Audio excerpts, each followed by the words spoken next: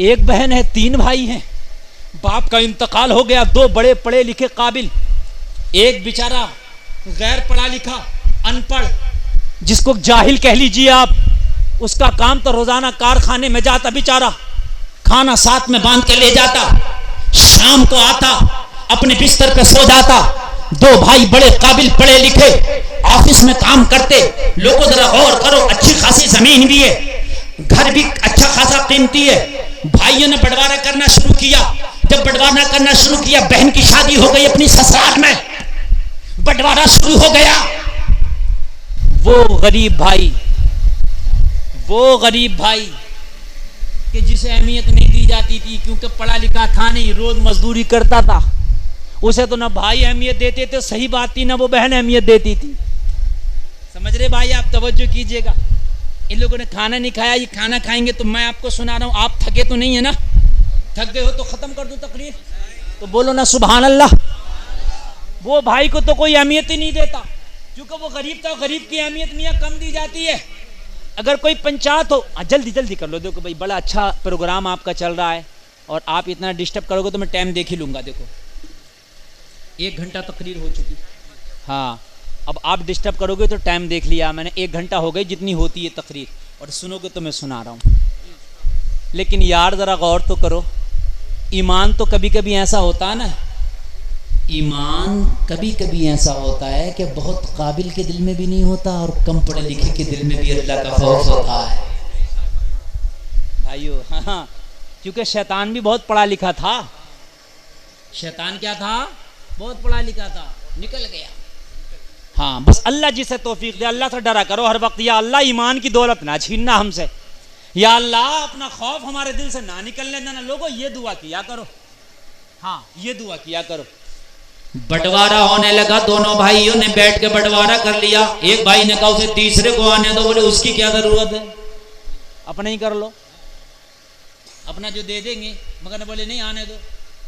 हाय हाय। मगर एक बोला भी क्या करोगे, अपना ऑफिस फैक्ट्रियां हम ले लो, उससे तो चलेंगी नहीं। मियाँ फैक्ट्रियां बांट ली गई, ऑफिस बांट लिए गए, जमीन बांट ली गई, प्लाट बांट लिए गए, जायदाद बांट ली गई। वो जो मजदूरी करता था उसके हिस्से में कैसे घर दे दो। हमने तो बाहर जॉब करना है, किसी को कहीं जाना है, किसी को कहीं जाना है, इसको तो कहीं जाना ही नहीं है, घर ही पड़ा रहेगा। हम तो और कहीं बंगला बनाएंगे, कोठी बनाएंगे, दे दिया। हिसाब किताब लगा कर बराबर पका के उसे प्लाटों में फैक्ट्री में सब पका पकूका घर बराबर कर दिया कि तेरे हिस्से में घर शाम में भाई आया। लोगों जरा गौर करो, जरा गौर करो। वकील आया हुआ था, लोगों कागजात तैयार थे, वकील कह रहा था अपने अपने दस्तखत कर दो। लोगों दोनों पढ़े लिखों ने दस्तखत कर दिया उन कागजात पर। लोगों उस बंटवारे पर उस बिना पढ़े लिखे का नंबर आया। कहा तू भी अंगूठा लगा दे, तुम्हारे भाइयों का हिस्सा बांट दिया गया। उसे फला फैक्ट्री दे दी गई, उसे फला कारखाना दे दिया गया। और कहा तेरे हिस्से में ये घर आया है। अल्लाह अल्लाह जरा गौर करना। लोगों बाप का इंतकाल हो गया, एक बूढ़ी माँ भी थी, लेकिन लोग क्या सोचते, माँ है इसका क्या है, माँ के हिस्से में कुछ नहीं छोड़ा। तवज्जो करना, बाप इंतकाल कर गया, बूढ़ी माँ थी, भाइयों में बंटवारा हो गया।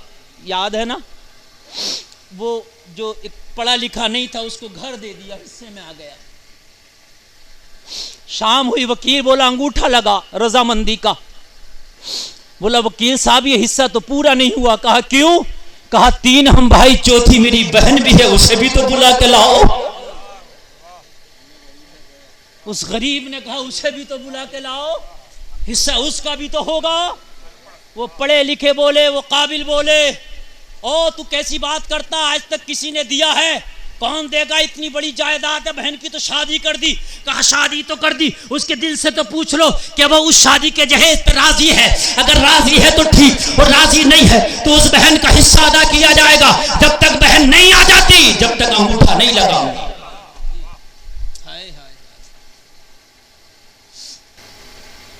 और करो, बहन भी अहमियत कम देती थी, कम पढ़ा लिखा और एक अरीब सा था ना। बहन भी कभी आती तो उनके यहाँ होकर चली जाती, उसके यहाँ जा ही नहीं पाती, और ये कह के टाल देती भैया मुझे टाइम नहीं था, मैं इसलिए तेरे घर नहीं आ पाई। लेकिन अमीर के घर एक दिन ना जाए तो पता चल जाएगा कि टाइम नहीं था। जरा गौर करना। उस भाई ने कहा मेरी उस बहन को लाओ। बोला क्या वो तो तेरे घर पे कभी आती नहीं। कहा नहीं आती है तो आज बुला के लाओ। आज आएगी। बहन को बुलाया गया, बहन आ गई। शाम का वक्त, सोचने लगी भाई बुला रहा, वो वाला भाई बेहुदा कोई खुराफात की बातें करेगा, हिस्से बांटे की बातें, मुझसे सिफारिश डलाएगा कि मुझे ये नहीं दे रहे, मुझे वो नहीं दे रहे। ऑफिस मांगेगा, क्या करेगा ऑफिस का। फैक्ट्री मांगेगा, क्या करेगा, चला नहीं पाएगा। बहन भी आई। आने के बाद में बहन बैठी, वकील बैठा, भाई बैठे। वकील के सामने भाई बोला अब वकील मेरे 4 हिस्से कर। मेरी बहन का जो हिस्सा निकलता शरीयत के एतबार से उसका दे, मेरे भाइयों का दे, फिर मेरा दे। भाइयों ने कहा कैसा बेवकूफ। वकील बोला कैसे बेवकूफ। बहन भी खड़ी हो गई। ओ भाई कैसी बात कर रहा, कोई ऐसे बहन के भी हिस्से बंटते होंगे, हमारे मुआशरे में तो बांटे ही नहीं जाते, तो फिर बहनों को भी क्या पता चले कि बांटे जाते हैं। आदत ही खत्म हो गई। आप किसी तोते को अपने पिंजरे में बंद कर लो, सालों बंद करो, खुदा की कसम पिंजरे से निकाल दो, नहीं उड़ पाएगा एकदम। वो भूल जाता, उसे पता नहीं कि मैं उड़ता भी हूं। उड़ेगा, थोड़ा उड़ेगा, उसे पता ही नहीं कि मैं उड़ता भी हूं, भूल जाएगा। बहनों को पता ही नहीं कि हमारे भी हिस्से भी हैं। बहनों को पता ही नहीं कौन देता है, कौन उनसे कह रहा है, कौन माफी मांग रहा, कौन उनसे माफ करा रहा। भाई बोला नहीं नहीं मेरी बहन तेरा हिस्सा है, कोई देता है कि नहीं देता मगर मैं दूंगा। अरे जब अब तक की जिंदगी मैंने मजदूरी करके अपने आप पेट पाल लिया, तो क्या बची हुई जिंदगी मजदूरी करके पेट नहीं पाल सकता?